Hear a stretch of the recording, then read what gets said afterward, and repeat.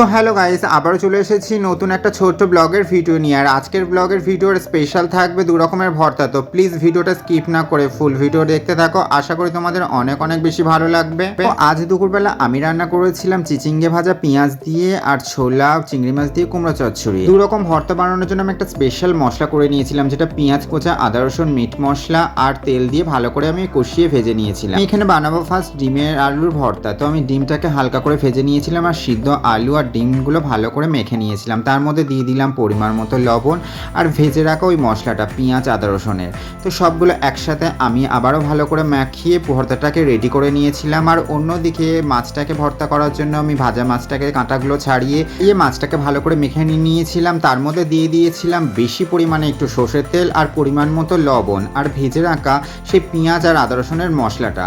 তো সবগুলো একসাথে আবারও ভালো করে একটু মিশিয়ে মাছগুলোকে একদম পেস্ট করে নিতে হবে। বেসিক্যালি নর্মালি আমি এর আগেও ভর্তা করে খেয়েছিলাম, বাট এই যে স্পেশাল যে মশলাটা সেটা আমি দিয়ে কখনো খাইনি। তো আজকে আমি ফার্স্ট বানিয়ে ট্রাই করে দেখলাম। এখনো দেখে কিন্তু খুবই সুন্দর লাগছিল, দেখে মনে হচ্ছিল খুব ভালো হবে, কারণ আমি তো টেস্ট করে দেখিনি, জাস্ট বানিয়েছিলাম।